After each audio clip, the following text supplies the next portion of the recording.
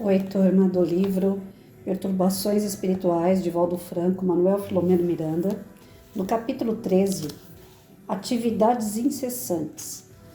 Quando se compreender que o centro espírita é um reduto dedicado à paz e um santuário para a comunhão com Deus, embora a ausência de símbolos e quaisquer outros sinais exteriores habituais, nos institutos religiosos, maior respeito e devotamento serão dedicados aos labores que nele têm lugar.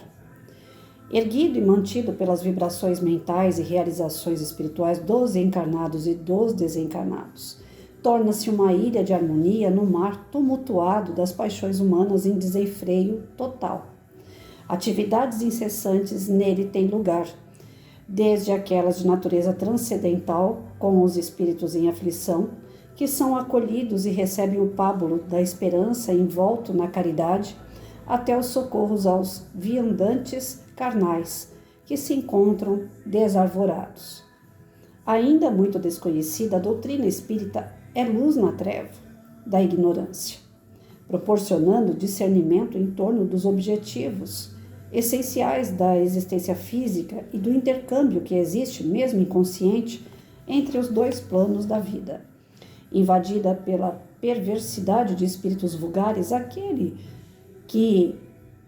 em que nos hospedávamos não deixava de ser a oficina de bênçãos para as quais havia sido erguido. O transe aflitivo que experimentava era resultado da invigilância de alguns dos seus membros, ainda vencidos pela inferioridade moral, que não conseguiram superar, porém, em franco processo de reabilitação.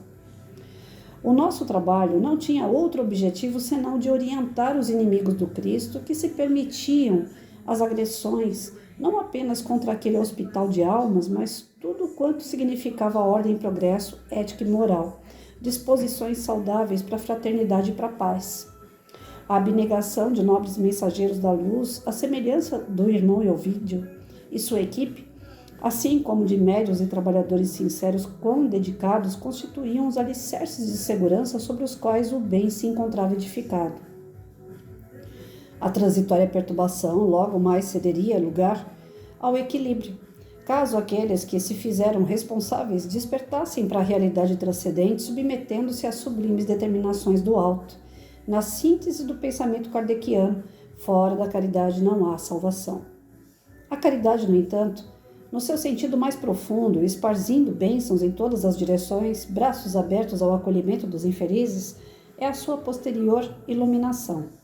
O dia transcorria abençoado pela aprendizagem contínua ante as ocorrências que chegavam à sociedade, pois que o amor dispõe de um arsenal imenso de manifestações e está sempre vigilante para agir com sabedoria.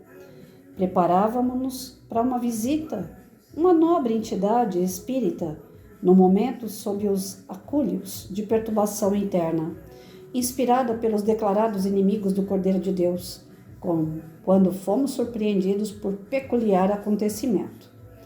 Vou parar até aqui.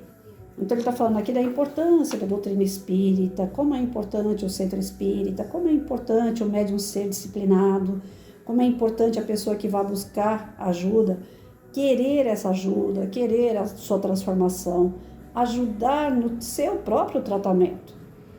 Eu acabei de tomar uma injeção aqui que o enfermeiro me passou. Ele me perguntou o quê? Patrícia, você está tomando a medicação certa? No horário certo? Você está fazendo a sua parte? Porque ele falou, você está um pouquinho melhor, mas não melhorou, já terminou o tratamento. Hoje termina o tratamento com injeção e eu ainda continuo sentindo dor. Ele desconfiou. Ele falou, você está tomando remédio na hora certa? Você está fazendo tudo que é certinho? Então, se uma pessoa encarnada olha para outra e desconfia de que ela não está agindo como ela deveria, imagina o desencarnado que enxerga até o nosso espírito, a nossa essência. Ele sabe que a gente não está agindo correto, ele vai continuar perseguindo a gente. Agora, se a gente está indo no centro, está tomando passe, está fazendo as leituras do Evangelho em casa, está procurando se redimir, está procurando ser uma pessoa melhor. O espírito está atento às suas transformações. Ele fala, o cara está melhorando, não adianta eu querer ficar andando atrás dele. O compromisso maior com a nossa transformação é a gente mesmo que tem que ter. Se eu não fizer minha parte com a medicação, não adianta tomar injeção. Não adianta enfermeiro me ajudar, não adianta médico tratar. Eu tenho que fazer minha parte, tomar a medicação. Minha parte é tomar a medicação no horário certo. Quem vai no centro tem que respeitar o centro. Ah, não tem imagem. Aqui em casa tem. Francisco de Assis até não querer mais. E não é porque eu ajoelho e acendo vela para ele, é porque é uma referência. Eu gosto de olhar para a foto de Francisco de Assis, ou pelo menos imaginar que ele era dessa forma. Porque tem gente que fala assim, você nem tem certeza se Francisco de Assis era assim mesmo ou não. Eu falo, para mim é uma questão de tranquilidade. Eu vejo uma foto de alguém e me lembra alguma coisa boa aquela pessoa. Então, Francisco de Assis na minha casa tem bastante. Tem forma de arte de tudo que é tipo. Pintura, azulejo, tem de metal, tem de madeira. Tem Francisco de Assis na minha casa inteirinha. Sou devota dele, eu acredito na transformação moral de Francisco de Assis e eu tenho ele como uma referência do que eu quero para mim. Eu quero me transformar moralmente. Então, eu olho para a imagem e falo, opa, presta atenção que ele não faria isso. Então, quando a gente entra numa casa espírita, às vezes a gente não vê a imagem, a gente fala assim, não tem referência nenhuma, é oba-oba, né? É bagunça. Não é, não.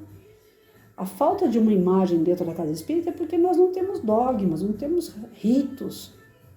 O amor, a paz, os valores, eles têm que vir de dentro para fora. E não externo, eu olhar e me transformar por conta daquilo. Eu ter medo. A Igreja Católica ela coloca as imagens até como uma forma de repreensão, né? De medo. Olha, Jesus está te vendo. Olha, Maria está te olhando. Pelo menos eu fui criada dessa forma. Muitas imagens da Igreja Católica eu tinha medo. Eu entrava na igreja, eu me sentia em paz e ao mesmo tempo com medo. Se eu era uma pessoa espoleta lá fora, na Igreja Católica eu ficava santinha. Por medo. E o medo daquelas imagens se mexer, de alguém sair dali, aquela que nem eu falei uma vez, minha mãe me fazia beijar o pé de Jesus que ficava num vidro, né, um caixão de vidro, tinha que ir lá e beijar o vidro. E o medo daquele caixão se levantar e o homem sair dali, né? A criança não sabe o que pode acontecer, a imaginação de criança é longe. E eu não sei se eu venho lá daquela época medieval, provavelmente eu tenha vindo, e tem coisas que nós somos perseguidos lá naquela época, né? Porque a gente não podia acreditar diferente do que o catolicismo passava. Então algumas coisas estão enraizadas na gente, que quando a gente entra numa casa espírita, a gente estranha. Pô, aqui não tem isso, aqui não tem aquilo, aqui não tem o casamento, aqui não tem batizado. Então desmerece a casa, acha que a casa não funciona, porque não tem os ritos e dogmas. E não é rito e dogma que transforma uma pessoa. Pode até ajudar, dependendo do grau de evolução da pessoa, o rito, o dogma vai ajudar a controlar, a conter aquela pessoa que nem me continha quando eu era criança. Ó, cuidado que Jesus está te olhando. Cuidado que você entrou na igreja, você tem que respeitar. Olha lá, eles estão te vendo.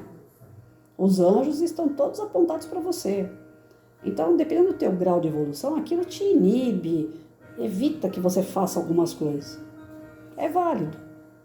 Mas quando você percebe que a imagem não vai fazer nada com você, que não é assim que funciona, você entra na casa espírita, se não tiver nada na parede, você se sente bem, acolhido da mesma forma, porque o que você vai entender é que não é o físico que está te olhando, é o espiritual. E esse vale muito mais. Esse tem um peso muito maior, porque é para lá que nós vamos voltar, lá é a nossa terra de verdade, é o nosso habitat de verdade, é o lado espiritual. Nós estamos na carne vivendo experiências humanas, mas nós não somos. Nós estamos. O que nós somos? Espírito. Espírito não carrega quadro embaixo do braço. Espírito não carrega vela. Espírito não precisa de aliança. Eu uso porque gosto, gente. Tem gente que vive me perguntando, por que você usa aliança? Você é casada? Não, sou viúva. Mas mesmo quando eu namoro, se o namorado não se importar, eu continuo usando minha aliança, porque é um capricho meu. Assim como tem gente que gosta de corrente, chapéu, brinco, eu gosto de uma aliança no dedo. Isso aqui não é usado por conta de um ritual, por conta de um dogma. Eu não sou casada na igreja, eu sou casada no civil. E sou viúva no civil. E uso uma aliança porque gosto. Como eu gosto de camisa de bichinho, é um gosto, é um capricho. Mas não é isso aqui que faz com que eu ame meu marido. Eu amo meu marido independente de uma aliança. Eu continuo amando, são 18 anos sem ele, eu continuo amando meu marido. E você amando teu marido e usando aliança, Patrícia, você acha que você vai encontrar um outro namorado? Já encontrei 4 depois dele. Não deu certo por N fatores, não foi uma aliança. Eu respeito quem eu estou. Eu respeito, amo, cuido com quem eu esteja. Então, o que nós temos que entender é que não são ritos, não são dogmas que fazem a nossa transformação. O que vai fazer a nossa transformação é o nosso espírito. E o centro espírita é sério para isso. Ele realmente age na gente. Mas a gente tem que fazer a nossa parte.